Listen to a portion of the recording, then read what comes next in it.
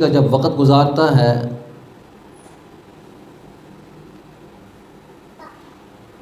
تو اس کے دل و دماغ میں ایک نصب العین ہے، وہ اس نصب العین کے تحت اپنا وقت گزارتا ہے۔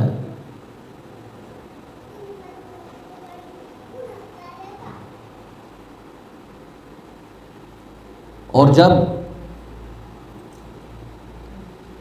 انسان کا جیسا نصب العین ہوگا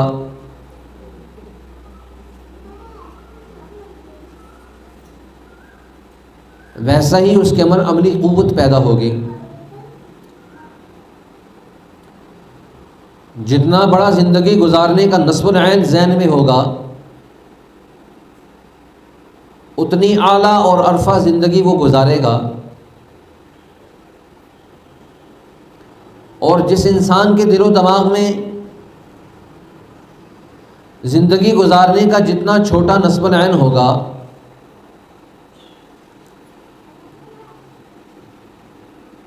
وہ اسی طرح کی زندگی گزارے گا۔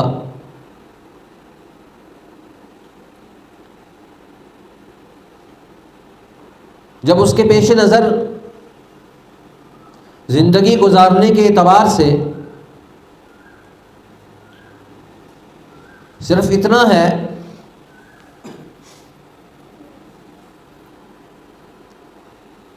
کہ میں کچھ چیز کھا لوں، کچھ پی لوں، کچھ پہن لوں، اب جب زندگی کا نصب العین صرف اتنا پیش نظر صرف اتنی چیز کھانا اور پینا ہے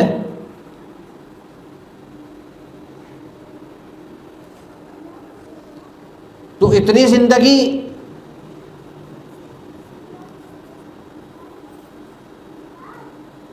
تو ایک عام حیوانی زندگی کی طرح انسان گزر جائے، یہ تو کوئی کمال کی زندگی نہیں، عرفہ اور اعلیٰ زندگی نہیں۔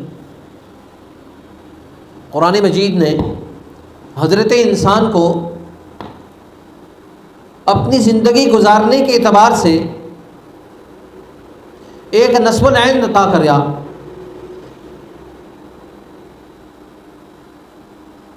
کیونکہ جس ذات نے انسان کو پیدا کیا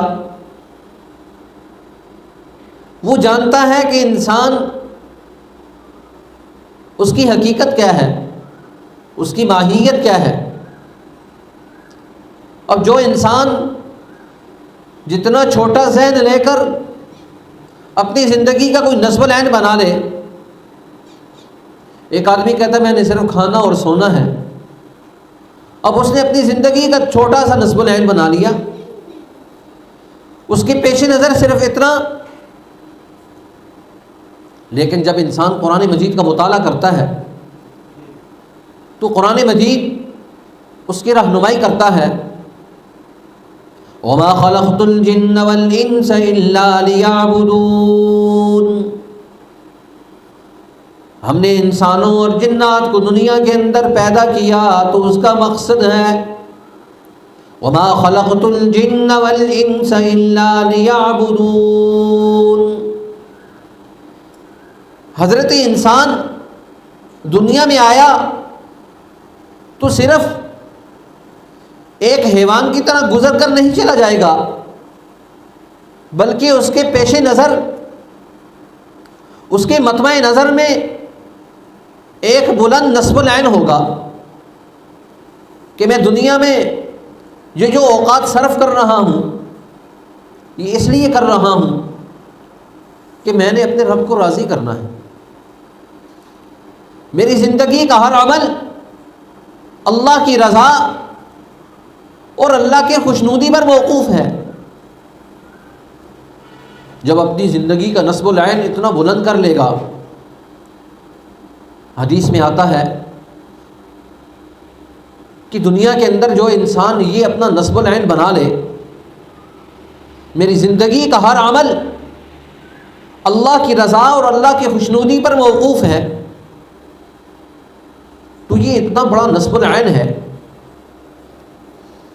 فرمایا حدیث میں آتا ہے جو انسان یہ نصب العین زندگی کا بنا لے اللہ کی نگاہ میں اس کا ایک مقام بن جاتا ہے، اس کا ایک مرتبہ بن جاتا ہے۔ حدیث میں فرمایا جب انسان اس نصب العین کے تحت زندگی گزارتا ہے تو اللہ عرشوں سے سیدنا جبریل علیہ الصلوۃ والسلام کو کہتے ہیں فلاں انسان میں اس کے ساتھ محبت کرتا ہوں، آپ بھی اس کے ساتھ محبت کریں۔ اب دیکھیں اس نے ذہن کیا بنایا، نصب العین زندگی کا کیا بنایا، میری زندگی کا ہر عمل اللہ کی رضا ہے، اللہ کی خوشنودی ہے۔ جب انسان اس ذہن کے ساتھ کردار ادا کرتا ہے تو پوری کائنات میں اس کا ایک مقام، اس کا ایک مرتبہ، اللہ کی نگاہ میں اس کا ایک مقام پیدا ہو جاتا ہے، اور اس مقام اور مرتبے کے اعتبار سے اللہ جبریل کو فرماتے ہیں جبریل فلاں آدمی مجھے محبوب ہے، آپ بھی اس کے ساتھ محبت کرو۔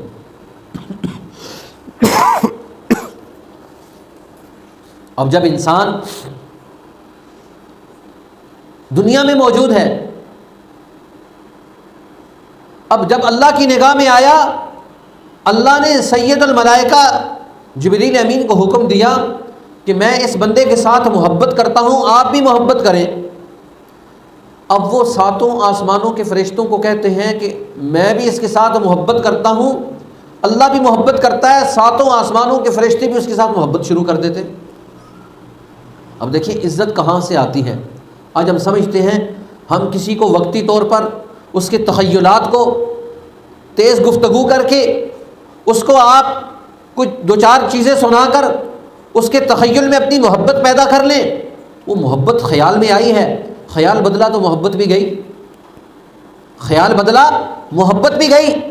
جب انسان اللہ کی رضا کے لیے کسی کے ساتھ محبت کرتا ہے تو پھر اللہ اس کی محبت کو دنیا میں نہ ہو تو پھر بھی چلتی ہے، احترام ہوتا ہے۔ آج آپ دیکھیں انبیاء علیہ السلام دنیا میں نہیں ہیں، اولیاء اللہ دنیا سے گزر گئے، فقہائے امت، محدثین، مفسرین، مفکرین امت دنیا سے گزر گئے، لیکن آج بھی جب ان کا نام آتا ہے تو کسی نبی کا نام آئے تو ہم صرف نبی کا نام نہیں لیتے بلکہ کہتے ہیں علیہ الصلاۃ والسلام۔ جب کسی صحابی رسول کا نام آئے تو ہم رضی اللہ تعالی عنہم کہتے ہیں، حالانکہ گزرے تو وہ 1400 سال پہلے، ان کو گزرے ہوئے تو 14 صدیاں گزر گئی، لیکن اگر کوئی آدمی صرف حضرت ابوبکر کہے، حضرت عمر کہے اور رضی اللہ تعالی عنہم اجمعین نہ کہے تو لوگ کہیں گے کہ کیسا بے ادب ہے، اس نے حضرت عمر کا نام لیا، رضی اللہ عنہ نہیں کہا۔ کیوں؟ قرآن خود کہتا ہے رضی اللہ عنہم ورضوا عنہ، میں اللہ ان سے راضی، وہ مجھ سے راضی۔ اب ان لوگوں کا نصب العین کیا تھا؟ اللہ کی رضا اور اللہ کی خوشنودی۔ زندگی گزارنے میں ہر لحظہ، ہر لمحہ، ہر سیکنڈ ان کی زندگی کا مقصد اور محور یہ تھا کہ ہم نے اپنے رب کو راضی کرنا ہے۔ اور جب انسان اس طرح کردار ادا کرتا ہے، حدیث میں فرمایا اللہ فرماتے ہیں جبریل میں اس آدمی سے راضی ہوں، محبت کرتا ہوں، تو بھی محبت کر۔ جبریل 7ویں آسمان کے سارے فرشتوں میں اعلان کروا دیتا ہے کہ اللہ اس آدمی کے ساتھ محبت کرتا ہے، میں بھی محبت کرتا ہوں، ساتوں آسمانوں کے فرشتے اس کے ساتھ محبت شروع کر دیتے ہیں۔ اب یہی اعلان چھٹے آسمان پہ آتا ہے، چھٹے آسمان والوں کو حکم ہوتا ہے اللہ بھی فلاں ابن فلاں سے محبت کرتا ہے، جبریل بھی کرتا ہے، میکائیل بھی کرتا ہے، سارے محبت کرتے ہیں، ساتوں آسمانوں کے فرشتے اس کے ساتھ محبت کرتے ہیں۔ چھٹے والے کہتے ہیں ہم نے بھی محبت شروع کر دی۔ اب چھٹے آسمان سے اس کی محبت، 5ویں آسمان والے اس کے ساتھ محبت، 4تھے آسمان والے اس کے ساتھ محبت کرتے ہیں، 3سرے آسمان والے اس کے لیے محبت کا کردار ادا کرتے ہیں، اور دوسرے آسمان والے یہاں تک کہ آخری آسمان والے فرشتے اعلان ہوتا ہے، ساتوں آسمانوں کے فرشتے، ملائے اعلیٰ کے فرشتے، حاملین علی العرش اللہ سمیت سارے فلاں ابن فلاں سے محبت کرتے ہیں، اور آپ بھی محبت کرو۔ کہتے ہیں یہ اعلان پھر ملائے سافل میں ہوتا ہے، جو دنیا کے اندر فرشتے موجود ہیں آسمانوں سے نیچے، پھر مقربین کی پوری جماعت موجود ہے، قطب اور ابدار اور غوث موجود ہیں۔ اب ان کے دلوں کے اندر القاء کیا جاتا ہے اللہ ساتوں آسمانوں کے فرشتے، حاملین علی العرش، ملائے اعلیٰ کے فرشتے، ملائے سافل کے فرشتے، سارے اس آدمی کے ساتھ محبت کرتے ہیں، اور اعلان ہوتا ہے اولیاء اللہ بھی اس کے ساتھ محبت کرتے ہیں، دنیا کے اندر پھیلے ہوئے ابدال بھی اس کے ساتھ محبت کرتے ہیں۔ یہ اللہ کی طرف سے اعلان ہوتا ہے، یہ اللہ کی طرف سے القاء ہوتا ہے۔ اس لیے آج ہم محبت چاہتے ہیں، لیکن ہم کہتے ہیں ہم تقریر کریں، تھوڑی سی دیر اس کا ذہن بدلے، اب بدلنے کے بعد جب خیال بدلا تو محبت بدل گئی۔ لیکن جب انسان کسی انسان کے لیے، اللہ کی رضا کے لیے کردار ادا کرتا ہے،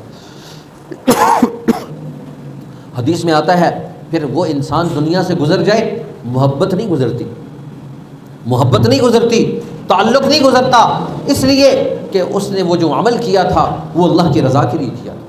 اس کی زندگی کا نصب العین صرف اتنا نہیں تھا میں نے کھانا ہے، پینا ہے، پہننا ہے، میں نے اپنے مقاصد نکالنے ہیں، اپنا مطلب نکالنا ہے، غرض کے لیے کردار ادا نہیں کرتا، بلکہ اللہ کی رضا کے لیے کردار ادا کرتا۔ اس لیے انبیاء علیہم السلام کم و بیش 1,24,000 دنیا میں آئے، ان سب کی زبانوں پر جو نصب العین تھا، ما اسألکم علیہ من اجر ان اجری الا علی اللہ، کہ ہر نبی اپنی قوم کو یہ کہتا ہے میں تمہیں اللہ کی طرف بلاتا ہوں، میں تمہیں اللہ کی طرف بلاتا ہوں، پیغام دیتا ہوں، اس پیغام دینے میں میرے مقاصد میں یہ نہیں ہے کہ تم مجھے کوئی کوٹھی بنا کے دے دو، کوئی بنگلہ بنا کے دے دو، کوئی مجھے کاروبار کھڑا کر کے دے دو، کوئی میرے لیے سہولتیں پیدا کر دو۔ مقاصد کتنے بلند ہیں، ان اجری الا علی اللہ، میں تم سے مزدوری طلب نہیں کرتا۔ کیوں؟ دنیا کے اندر ہر آدمی جب بھی کوئی کام کرتا ہے، جب بھی کسی کے لیے کوئی کردار ادا کرتا ہے، اس کے دل و دماغ میں مقاصد ہے کہ میں اس کے ساتھ یہ کام کر رہا ہوں، یہ میرے ساتھ یہ کام کروائے گا، میں نے یہ قدم اٹھایا یہ مجھے فلاں وقت پہ کام آئے گا۔ لیکن انبیاء علیہم السلام، اولیاء اللہ کی زندگی کے مقاصد میں سب سے بڑا مقصد اللہ کی رضا ہے۔ وہ انسانوں کو اللہ کی طرف بلاتے ہیں، انسانوں کو اپنے ساتھ نہیں جوڑتے، اللہ کے ساتھ جوڑتے ہیں، انسانوں کے دل و دماغ میں اللہ کی عظمت کو پیدا کرتے ہیں، اللہ کی کبریائی کو پیدا کرتے ہیں، اللہ کی بڑھائی کو انسانی قلوب کے اندر منتقل کرتے ہیں، وہ اپنی عظمتوں کو نہیں پیدا کرتے۔ آج دنیا کے لیڈر اپنی عظمتوں کو انسانوں کے دلوں میں پیدا کرتے ہیں۔ ہمیں بڑا سمجھا جائے، ہمارے سامنے اپنی گردنوں کو جھکا لو، ہمارے سامنے اپنے آپ کو سر تسلیم خم کر لو۔ فرمایا دنیا کے لیڈر، دنیا کے رہنما، دنیا کے بڑے لوگ آج وہ انسانوں کو اپنے سامنے جھکاتے ہیں، لیکن دنیا کے اندر انبیاء علیہم السلام کی تربیت کے یہ اثرات تھے۔ ہر صحابی وہ اپنی زندگی کا مطمع نظر وہ یہ سمجھتا تھا میں دنیا میں آیا ہوں، میرے دنیا میں آنے کا مقصد یہ ہے کہ میری زندگی کا ہر عمل اللہ کی رضا کے لیے، میری زندگی کا ہر عمل اللہ کی رضا کے لیے ہو۔ جب انسان اس ذہن کے ساتھ کردار ادا کرتا ہے، اللہ کی نگاہ میں اس کا مقام بدل جاتا ہے۔ حدیث میں فرمایا ساتوں آسمانوں کے فرشتے، جبریل، میکائیل، اسرافیل اور سارے حاملین علی العرش، ملائے اعلیٰ کے فرشتے، ملائے سافل کے فرشتے، مقربین جتنے بھی ہیں اور دنیا کے اندر جتنے اللہ کے ولی ہیں، وہ سارے اس انسان کے ساتھ محبت شروع کر دیتے۔ اب وہ محبت ایسی ہوتی ہے کہ وہ انسان اس کو کھرچ کے نکالتا ہے لیکن نکلتی نہیں، دلوں کے اندر عظمت ہے، دلوں کے اندر محبت ہے۔ آج دیکھیں ایک آدمی، اللہ کے رسول صلی اللہ علیہ وسلم نے زندگی کا نصب العین اللہ کی ذات کو بنایا۔ آج ہر آدمی اس وقت تک کا ایمان کامل نہیں ہو سکتا جب تک محمد الرسول اللہ صلی اللہ علیہ وسلم پر ایمان نہ لے کر آئے۔ اللہ پر بھی ایمان لانا ہے، اللہ کے نبیوں پر بھی ایمان لانا ہے، اللہ کی کتابوں پر بھی ایمان لانا ہے، اللہ کے فرشتوں پر بھی ایمان لانا ہے۔ یہ ایمان کیوں لانا ہے؟ اس لیے یہ سارے طبقات ان کی زندگی کا محور اور مقصد یہ ہے کہ اللہ کی نافرمانی وہ پلک جھپنے کے برابر بھی نہیں کرتے، اللہ کی رضا اور خوشنودی کے لیے کردار ادا کرتے ہیں، اور یفعلون ما تؤمرون، کرتے وہ ہیں جو اللہ ان کو حکم دیتا ہے، اپنی خواہش نہیں۔ قرآن مجید کے اندر نبی اکرم صلی اللہ علیہ وسلم نے فرمایا وما ينطق عن الهوى، یہ تو اپنی خواہش پر نہیں چلتے، ان هو الا وحی یوحى، یہ تو وحی کے حکم کے پابند ہیں۔ جب نبی اپنی خواہش پر نہیں چلتا، جب نبی وحی کے انتظار میں ہے، اپنی خواہش پر کوئی کردار نہیں ادا کرتا، اپنے ذہن کے مطابق کوئی کردار نہیں ادا کرتا، اللہ کے حکم کو سامنے رکھ کر کردار ادا کرتا ہے۔ ساری زندگی اللہ کے حبیب صلی اللہ علیہ وسلم نے زندگی کا کوئی مقصد آیا، زندگی کا کوئی پہلو آیا، اللہ کے حبیب صلی اللہ علیہ وسلم نے اللہ کے حکم کو مقدم کیا۔ میرے رب کا حکم کیا ہے، میرے رب کی اس میں مرضی کیا ہے، میرے رب کی اس میں منشا کیا ہے، اور یہی کمال جماعت صحابہ میں منتقل ہوا۔ یہی کمال جماعت صحابہ میں منتقل ہوا۔ کہتے ہیں ایک دفعہ ایک جنگیں ہوتی تھیں، جنگیں ہونے سے پہلے انفرادی مقابلہ ہوتا تھا، پھر اجتماعی مقابلہ ہوتا تھا۔ آمنے سامنے فوجیں ہیں، ایک فوجی مسلمانوں کے اندر سے نکلا اور ایک فوجی ظالموں کے اندر سے نکلا۔ اب انہوں نے وہاں پر کردار ادا کیا، میدان لگا۔ پہلے انفرادی مقابلہ ہوتا، انفرادی مقابلے میں دو آمنے سامنے مد مقابل قوتیں کھڑی ہو جاتی۔ کہتے ہیں جب دو مسلمانوں کی قوتیں کھڑی ہوئی، اس طرف سے حضور نے فرمایا علی نکلو، علی نکلو۔ حضرت علی تلوار لے کر نکلے اور دشمن کی طرف سے ایک آدمی آیا۔ اب دونوں کا آپس میں مقابلہ ہوا۔ جب دونوں کا مقابلہ ہوا، وہ بھی بڑھ چڑھ کر حملہ کرتا ہے، حضرت علی اس کا دفاع کرتے ہیں، پھر حضرت علی بھی مقابلہ کرتے ہیں، حملہ کرتے ہیں۔ کہتے ہیں حضرت علی نے ایک ایسا حملہ کیا، اس کو بچھاڑ دیا، اس کے ہاتھ سے ڈھال بھی نکل گئی اور تلوار بھی نکل گئی اور اس کو نیچے گرا دیا۔ گرا کر حضرت علی تلوار لے کر اس کے سینے پر چڑھے اور تلوار سے اس کی گردن کو کاٹنے لگے، تو اس نے حضرت علی کے منہ پر تھوک دیا۔ حضرت علی رضی اللہ تعالیٰ عنہ کے منہ پر تھوک دیا۔ جب تھوکا تو حضرت علی رضی اللہ تعالیٰ عنہ تلوار لے کر ایک طرف ہو گئے، اس کو چھوڑ دیا۔ تو عرب تھا، عرب کے اندر مقابلوں کی ایک اپنی کیفیت ہے۔ عرب لوگوں کے مزاج کو بھی جانتے ہیں، یہ مرنے پر تو چھوڑتے نہیں ہیں۔ تو اس علی نے کیا کیا کہ مجھے چھوڑ دیا۔ پوچھا کیوں چھوڑا؟ تو حضرت علی رضی اللہ تعالیٰ نے فرمایا میں پہلے تیرے ساتھ مقابلہ کرنا تھا اللہ کی رضا کے لیے، میں تیرے ساتھ پہلے لڑ رہا تھا اللہ کی رضا کے لیے۔ حضور نے حکم دیا علی نکلو، میں اللہ اور اللہ کے رسول کی رضا کے لیے کردار ادا کر رہا تھا، باہر نکلا۔ تو نے میرے اوپر حملہ کیا، میں نے تیرے اوپر حملہ کیا، اب حملہ دونوں طرف سے ہے۔ اب میں نے تجھے بچھاڑ لیا، بچھا کر میں تجھے تیری گردن تن سے جدا کرنے لگا تو نے میرے منہ پر تھوکا، تو اچانک میرے دل میں غصہ آیا۔ میں نے پہلے تلوار کا وار آہستہ کرنا تھا، مجھے غصہ آیا تو میں نے تیری گردن کو تیزی سے کٹنا تھا، لیکن میرے ذہن میں اچانک یہ بات آئی، اے علی جب اللہ کی عدالت میں پہنچو گے، اللہ پوچھے گا فلاں وقت تو نے ایک باغی کو، ایک سرکش کو، ایک اللہ کے مجرم کو گردن تن سے جدا کرنے لگا تھا، تو نے اس وقت تیرے مقاصد کیا تھے؟